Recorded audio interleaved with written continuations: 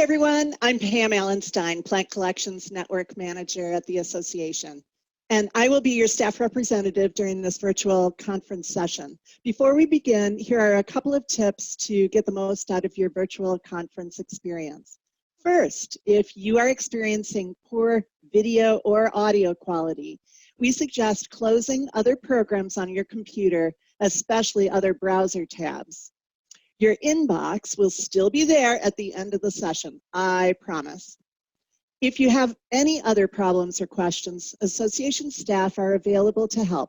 Give us a call at 610-708-3010 or send us an email at info@publicgardens.org. Second, while this session has been pre-recorded, the presenters are here with us today to answer questions, and we'll be happy to do so in a live Q&A portion after the pre-recorded session. At some point during the session, the presenters may activate a poll. Poll responses are anonymous, so please be sure to let us know how you really feel. Finally, you can submit your questions using Zoom's Q&A function that you will find at the bottom of your Zoom taskbar. Questions can be submitted anonymously, and then you can also upvote other questions to indicate that you would like to hear them answered. We will try to answer as many questions as we can during the live Q&A portion of this session. Some questions may be answered directly through the Q&A feature. Thank you and enjoy today's session.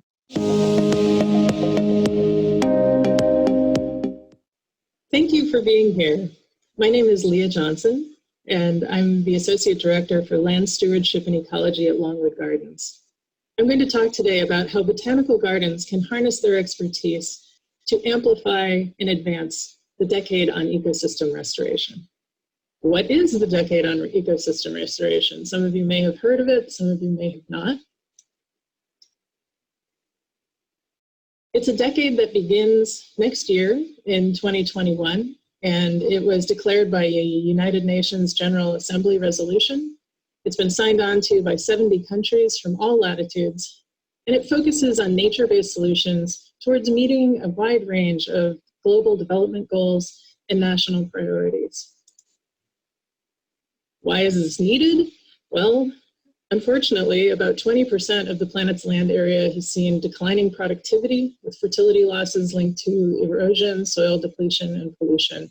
Vegetative cover is declining globally, affecting a range of different ecosystems.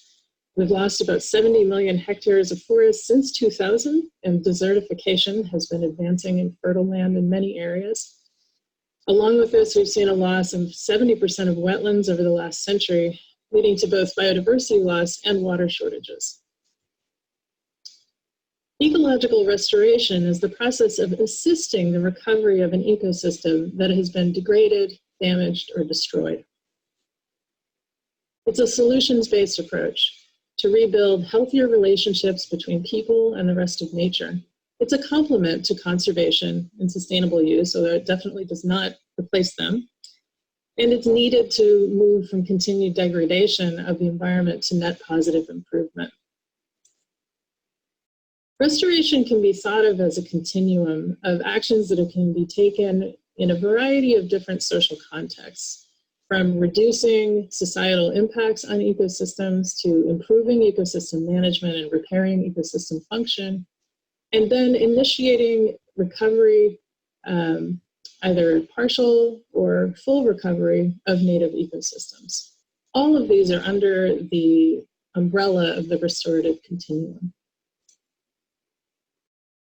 Ecosystem restoration can improve food and water security, remove large amounts of greenhouse gases from the atmosphere, particularly through reforestation, prevent conflict and migration triggered by environmental degradation, generate goods and services that generally exceed the cost of investment by quite a bit, and protect and enhance biodiversity.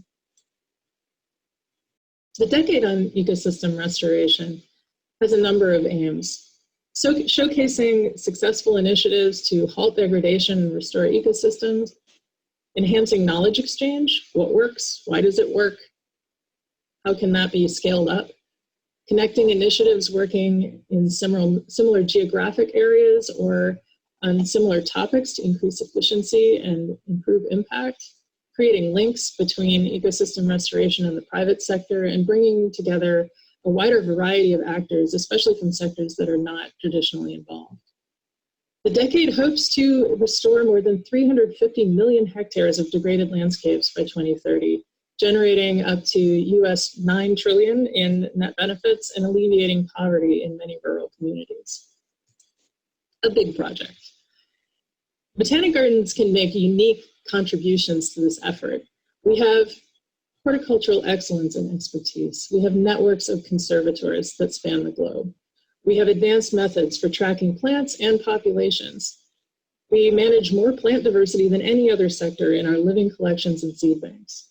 We have active restoration sites where we advance research into best practices in ecological restoration. We have partnerships with reach at the local and the global level. We educate and we inspire the public. The Ecological Restoration Alliance of Botanical Gardens has formed to help botanical gardens to do this work and to coordinate with each other. It was launched in 2012 and is coordinated by Botanic Gardens Conservation International, or BGCI. It supports efforts to scale up the restoration of damaged, degraded, and destroyed ecosystems around the world, contributing to United Nations Sustainable Development Goals.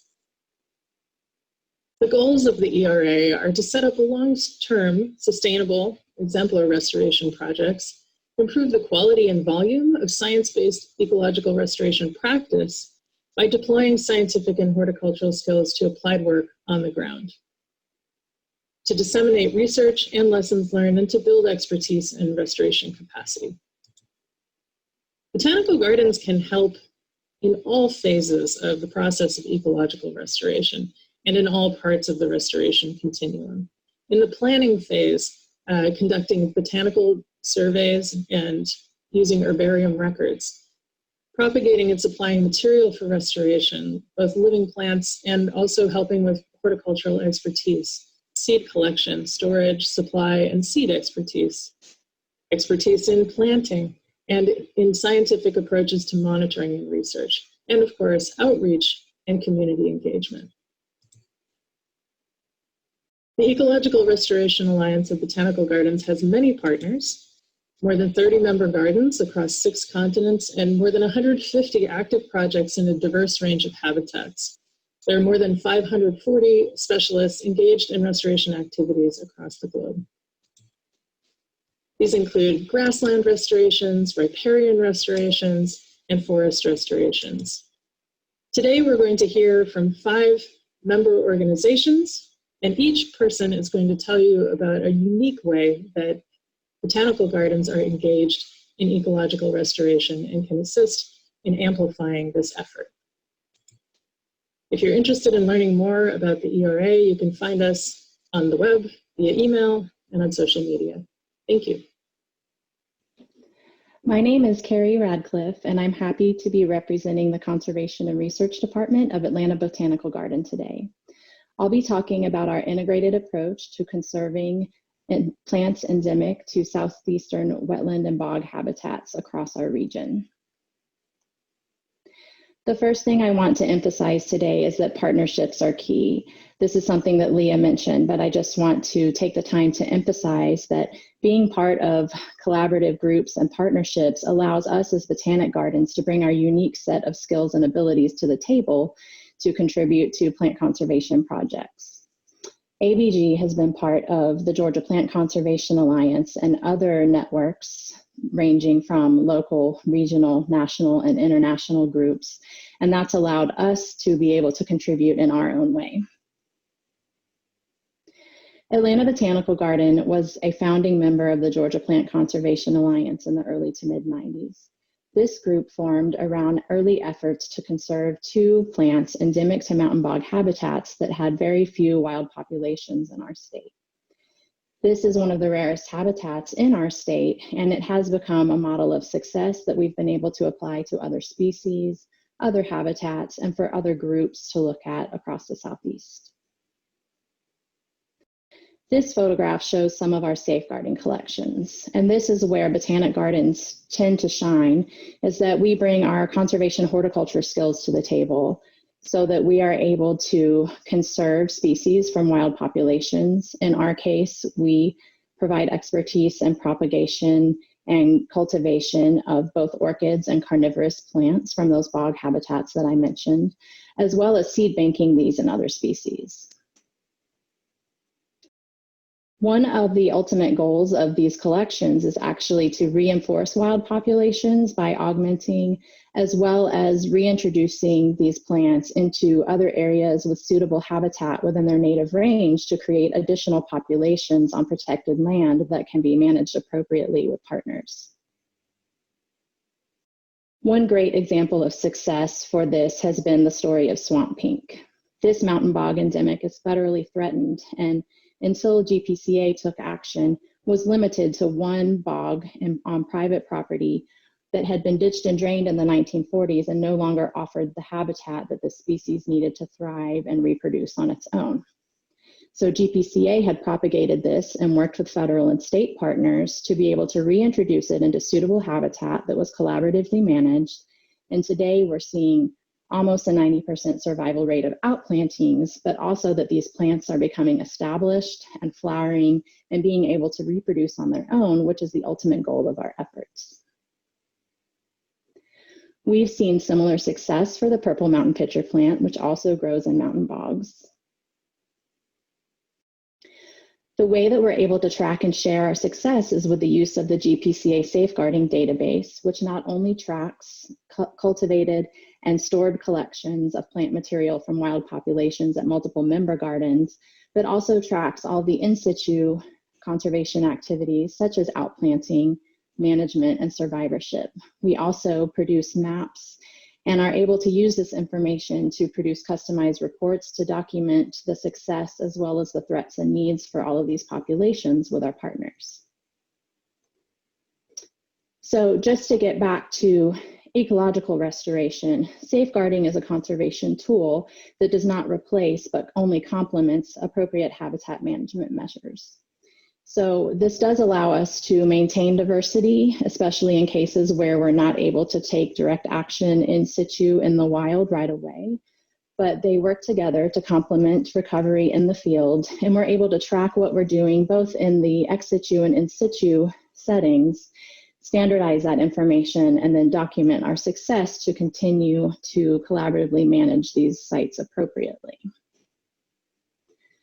Now, our experience with mountain bogs over several decades has allowed Atlanta Botanical Garden to start working with other partners across the Southeast to conserve other wetland and bog habitats where pitcher plants and orchids also grow. One of our more recent partnerships was able to expand to the point where we received funding from the Gulf Environmental Benefit Fund after the oil spill to be able to restore upland seepage slope habitats to connect hydrologic activity with the rare dune lake ecosystems to support shorebirds. And our experience across the region has allowed us to leverage all of our partners' expertise to come together from the various sectors of government, nonprofit, and educational institutions to hold conferences in 2016 and early 2020 that lend themselves to developing a formalized alliance for the Southeastern plant conservation community and develop cohesive goals for our region, focusing on capacity building and advocacy, as well as conducting activities such as an ex situ gap analysis with BGCI and NatureServe. We're also going to be hosting a series of ranking workshops with NatureServe and continue to hopefully have regional conferences every few years. You can check out our website at atlantabg.org, also the SEPCON website, on the Atlanta Botanical Garden website to look at some of the materials we've been able to put together as a group concerning planning a regional alliance, as well as best practices and goals and gaps that we have in our collective experience. You can also access the conference presentation recordings from both conferences on this website as well. Thank you. Hi, everyone. My name is Zoe Diaz-Martin, and I'm a postdoc at the Chicago Botanic Garden. Today, I'll be talking with all of you about how botanic gardens can act as endangered species managers. The management of the California condor is a well-known conservation success story. A significant decrease in wild populations in North America left only 22 individuals in the wild. A captive breeding program was established across a network of zoos, increased population sizes, and successfully reintroduced individuals to the wild. But wait a minute, why am I telling you about a bird? Aren't we all here because we love plants? Well, an innovative partnership is working to position botanic gardens as key players in the conservation of global plant diversity in much the same way that zoos act to conserve endangered species of animals. While many species of plants can be conserved in the long term in seed banks, there are many that are considered exceptional species, and that they cannot be seed banked. Their wild populations are highly endangered, and they primarily exist in botanic garden collections. Our main goal is to develop tools for botanic gardens to manage these exceptional species that are found in their collections, with the idea of reintroducing them back into the wild to help restore endangered ecosystems. We really have a special idea here in minimizing inbreeding and conserving genetic diversity to ensure that these populations maintain a level of genetic robustness. So the zoo community has developed digital infrastructure from which we can really learn a lot. For example, they collectively manage individual level data across institutions in what are called stud books. This is an example of a stud book shared across institutions that has individual level detailed data. You can also use stud books to create pedigrees, which show the genetic relationships between all individuals across institutions. We're working to create a standardized, centralized stud book-like system that will be employed in BGCI's plant search database. Jordan Wood, a master's student, piloted this work in creating a stud book and a pedigree in Brighemia insignis at the National Tropical Botanic Garden. Here we can see some of those results. Each of these colored rectangles is a different accession, and you can see if it's extant or dead, and each column is a different generation. Jordan found that while we have many individuals of this species, they really come from 15 founder accessions. And most of those accessions were collected just from one location, one origin, and one population. Furthermore, many of the accessions have been lost over time. This helps us to understand why there are such low levels of genetic diversity and high inbreeding in this collection. Another important tool used in the zoo community is called PMX, which allows for demographic and genetic analysis. You can upload pedigrees created in stud books directly into PMX, and you can do some pretty cool analyses. For example, you can look at the age structure of your population across institutions. You can get interesting information such as the life expectancy for males and females, and also information on the oldest age that any individual has lived to in a collection. These can both help with making important management decisions. We're also really excited about this pairing tab that you can do in PMX, so you can see how breeding certain individuals across institutions would impact genetic diversity metrics in the population as a whole.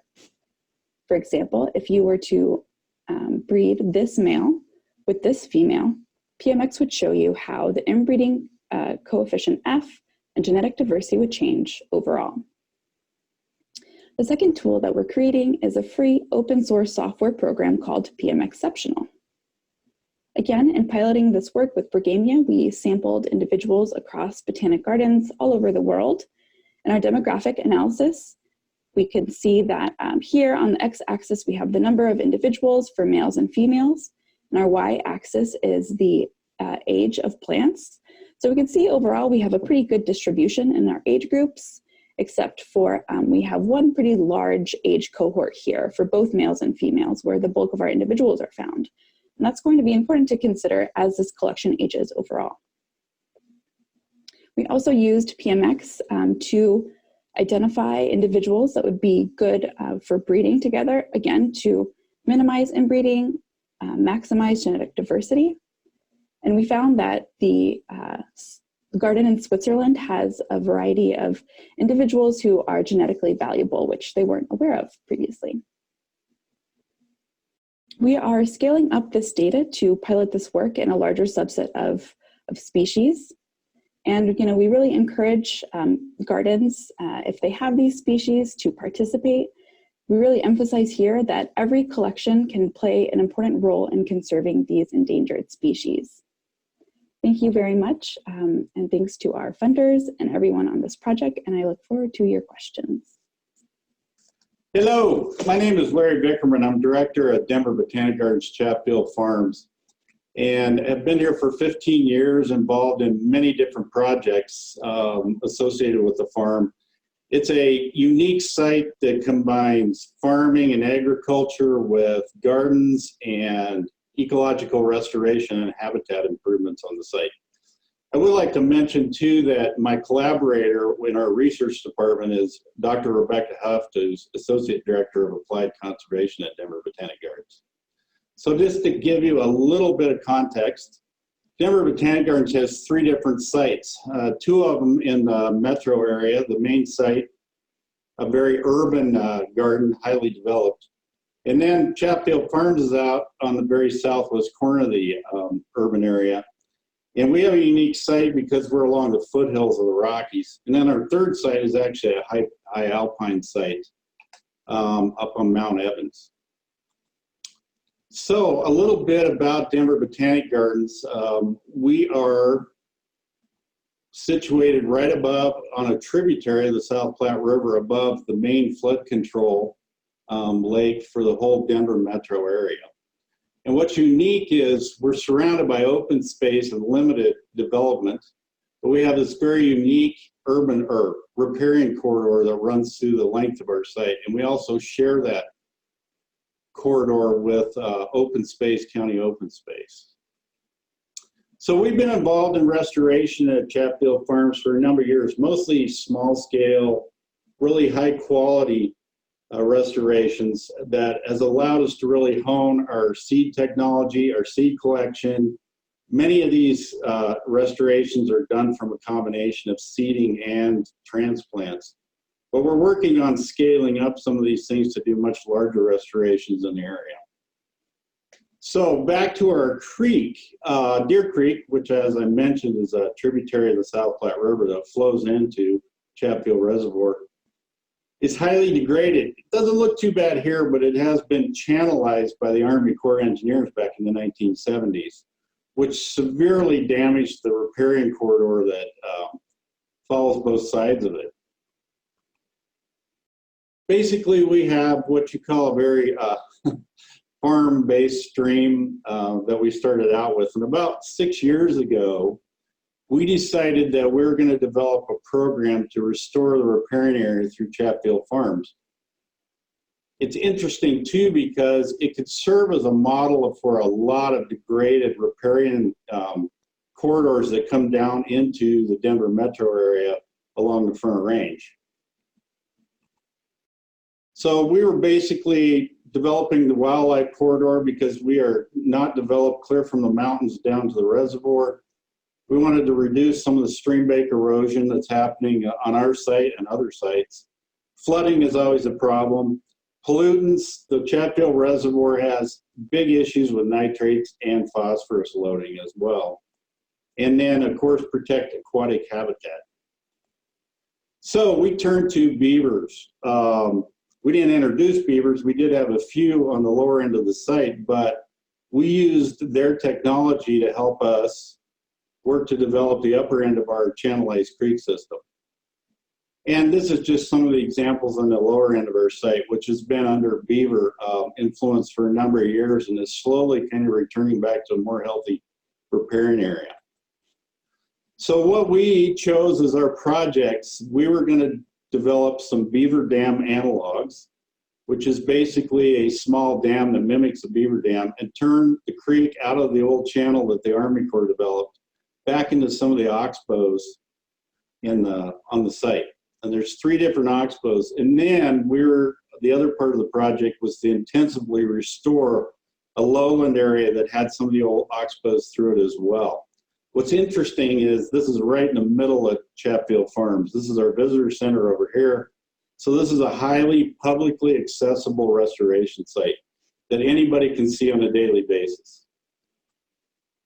So we employed Alpine Eco to originally put in some of the beaver dam analogs into the channelized creek. And amazingly, within a few days, this was back in March of 2016, the creek came down out of the mountains and reflooded a lot of the old oxbows. And this is one of those oxbows right next to our visitor center. The other actively managed restored site, the 2/3 acre site, is some of the old creek channels down here. Of course, when we put the beaver dam analogs in, the water rose in these areas. We heavily use volunteers to start the restoration process in the area. And I just wanted to show a picture of how fast these things develop. This was in 2016. This is the site last fall. Same site, same perspective. We also used a lot of volunteers from the community and other organizations. Restoration projects are a great way to get volunteers involved. This is wildland restoration volunteers. And I'm happy to report that this restored area is really thriving now. It has about 60 identified species in it, 15 of those which were rescued from the original site, and then the balance of them are new introductions we use through seeding and transplants. So the long-term vision and research opportunities associated with the project were, of course, to improve creek hydrology, improve habitat quality and biodiversity, provide all data on open access portals, and critically to provide more research opportunities for graduate students among a lot of different universities. And then our final question is, can we use beavers and beaver dam analogs to mitigate declining snowpack and projected water gaps?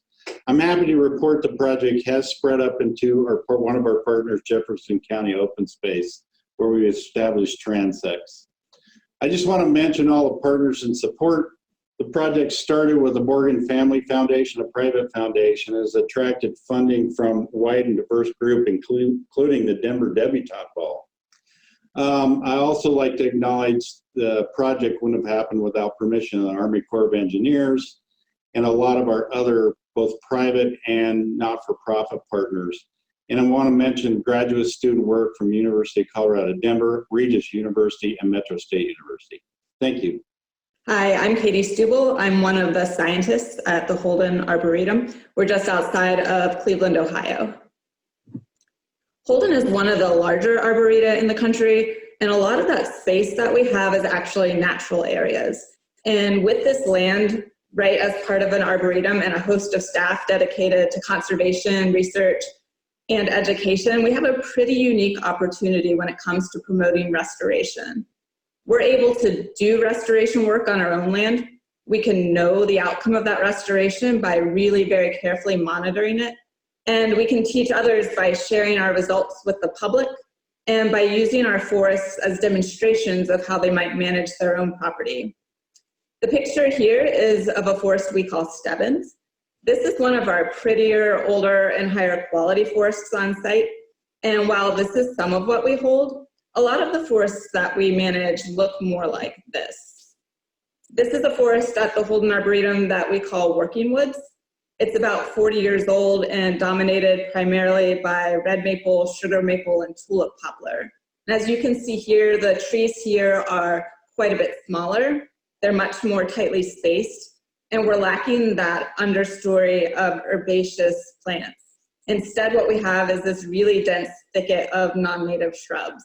And this sort of forest represents not only what we have at the Holden Arboretum, but what we have more broadly in the state of Ohio and the region, especially as more and more land that's been in agriculture is abandoned and left to succeed back to forest.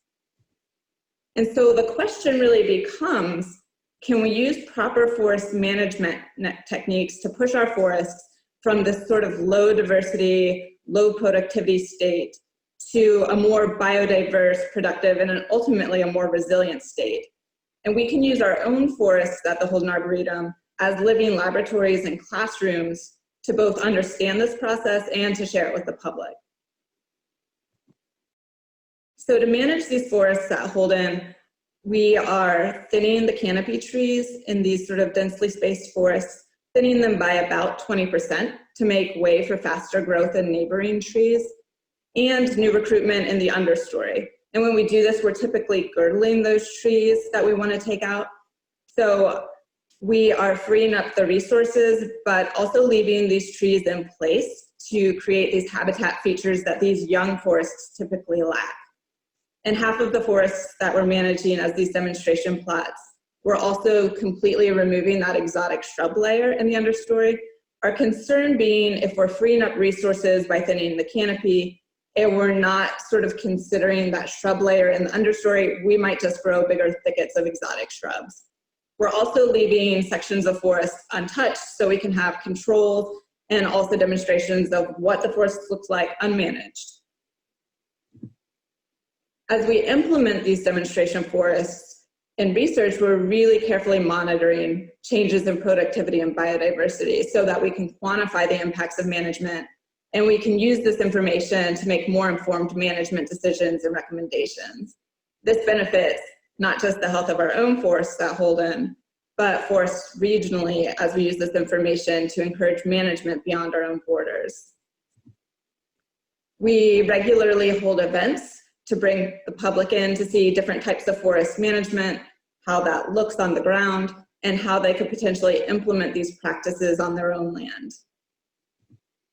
We also have a really strong relationship or partnership with the Ohio Department of Natural Resources. So this guy speaking here is our region's state forester, Luke Walters. For him, Holden is a one-stop shop. He can bring people there and show them a whole array of management practices all in one space. We also use the space to train the next generation of both restoration ecologists and land managers through our internship and graduate programs. And that's another way that we can have pretty far-reaching impacts on forest health. Not only are we trying to encourage enhancement of forested lands in the region, but in a really very real way, we're trying to prevent this from occurring. So this is what a clear cut of a small privately held forest looks like in our region. In general, underinformed landowners are pretty easily talked into clear cuts for profit because they don't understand how valuable their trees are, and they could actually make a profit and still have a healthy forest at the end of the day if they were to do it by using more sustainable management practices. And so at Holden, we're teaming up across our conservation, research, and education departments and with regional organizations and agencies to really try to promote healthy forests in Ohio and beyond. Not only are we caring for our own forests in ways that promote productivity and biodiversity and ultimately resilience, but we're quantifying the results of these management measures so that we can better understand and advocate for healthy and resilient forests. Thanks. Okay, hi everybody. I'm happy to be here today with you. My name is Kurt Dreisilker. I'm the head of natural resources and collections horticulture at the Morton Arboretum. Today I'm going to give you a presentation about scaling up regional capacity to restore ecosystems with online training for citizens. So many botanic gardens are actively engaged in ecological restoration throughout the United States and other parts of the world. Many of these gardens contain staff with expertise in their local flora and who often spend their careers dedicated to conservation. Morton Arboretum is no different. We have a long history of researching and managing natural areas. Our history of ecological restoration dates back to the early 1960s with one of the oldest tallgrass prairie restorations. And today, our 900 acres of natural areas also contain restored oak woodlands, wetlands, and streams, which are managed by a team of staff and volunteers. So it goes without saying that people are critical to restoring ecosystems, protecting natural ecosystems and rare species, improving biodiversity, and controlling invasive species simply wouldn't happen today without people. However, most people don't engage in a conservation-based career and oftentimes work in a completely different field. So we found that many of these people still have an interest in conservation, but may not know how to mobilize their interests or where to begin assisting with issues in their communities. So how does someone with an ongoing career in a different field learn about the complex systems and learn how to improve natural areas?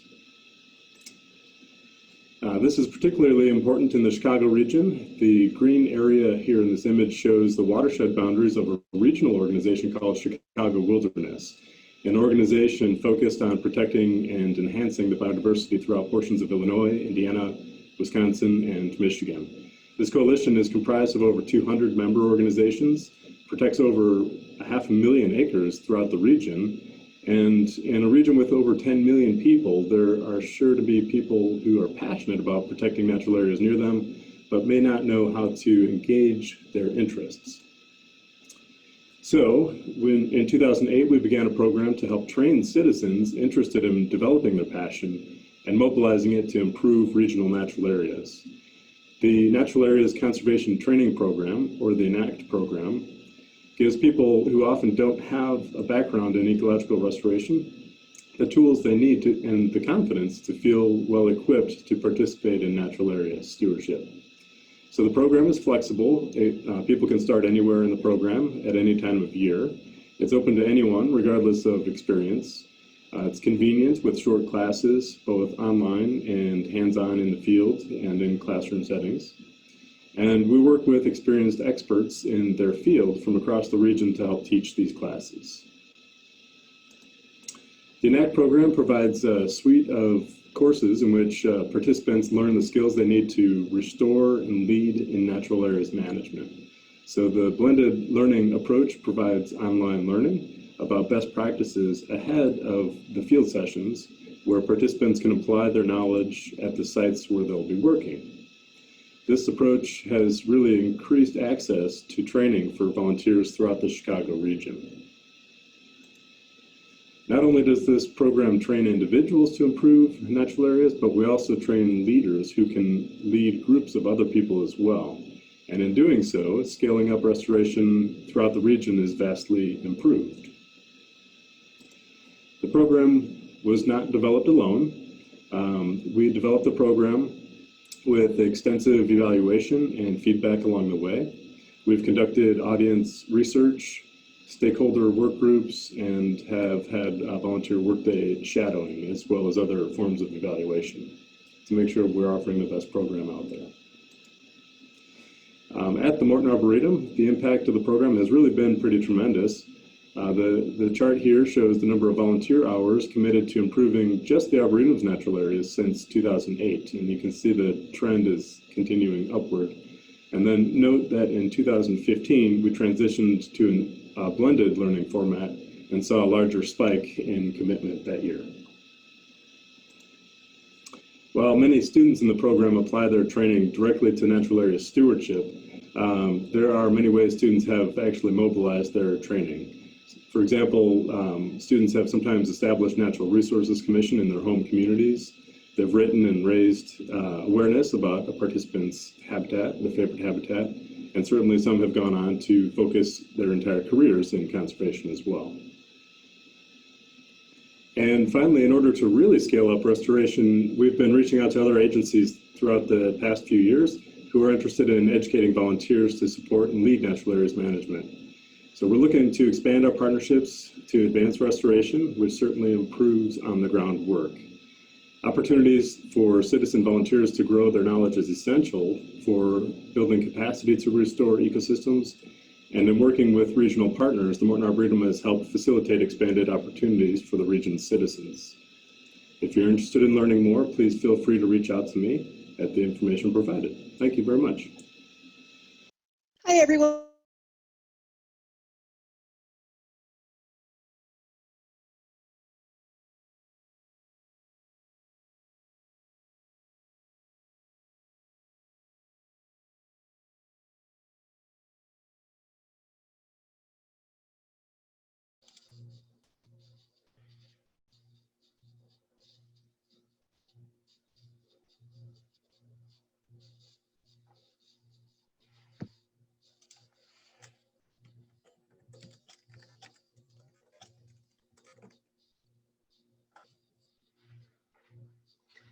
Hello, everybody. We're not quite sure what was going on there, but I think we're live now. I'm Leah Johnson from Longwood Gardens. There were a couple of questions that came in while the presentations were rolling. Thank you, everyone, for being here. And I think I have a question for everybody that I think sort of addresses these questions, and that is, if you were going to give advice to people who would like to engage their gardens in ecological restoration who are just starting out, what advice might you give them?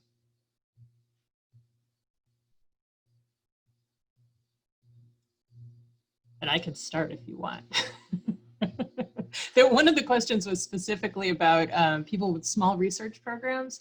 And my thought on that is play to your strengths. Think about what your strengths are in terms of what you can accomplish. So if your strength is in conservation of rare species, you might have different things to offer to the ecological restoration community than if your expertise is in plant communities or in soil properties. If I could take a stab at that, we're a small research department of 4 PIs, and I've only been there for 4 years, so I distinctly remember selecting that job. And in some ways, I was attracted because the department was small, but the resources are great. So at a university, I wouldn't have access to a conservation department, and an education and outreach department, and a horticulture department. And in my job now, research is small, but I lean on these other departments a lot, and they have great expertise that makes us do better research. So I think it is exactly that, playing to your strengths and thinking about what we have uniquely at Public Gardens that can set us apart in the research field. And I would second that emphasis on partnering with other organizations, which I think has been a theme of everything that everybody has talked about, is the importance of partnerships, but partnering with local universities. Larry mentioned that as well.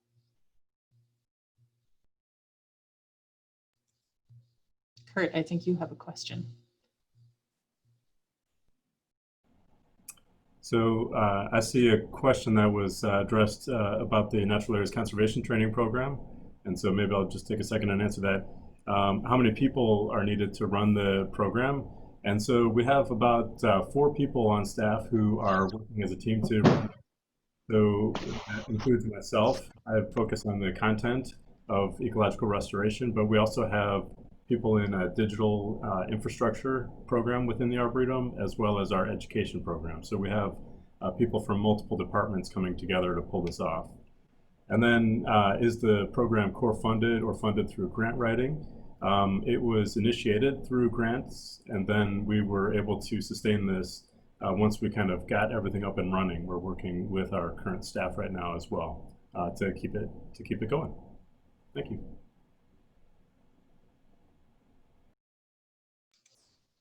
Would anybody else like to elaborate on some of the questions that came in during the session? Sure, I would. One thing I wanted to mention, to really get involved in restoration in a public garden sphere is you have a lot of pluses that are already in the system, and that's a lot of plant expertise, a lot of seed expertise, and it's really about applying those horticultural skills to a much larger restoration site, which is easily scalable. The other thing is there's a lot of grant money out there for this kind of work.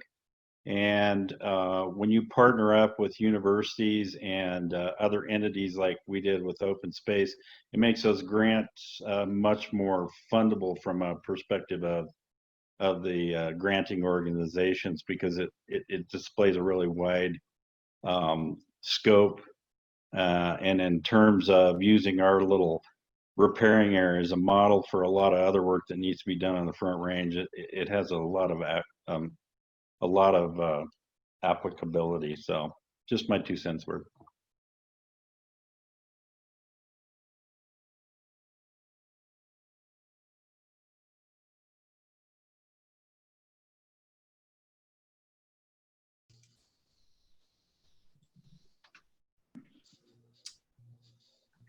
All right. Well, thank you so much to all of the presenters. We're about out of time for this session right now, but if you'd like to keep the discussion going, just want to mention, please click on the live discussions tab, which is on our conference website, and you can start a topic and continue the discussion there. So we'd like to thank our presenters and all of you for participating in today's session. Please join us now for the Idea Cafe. Thanks again for coming.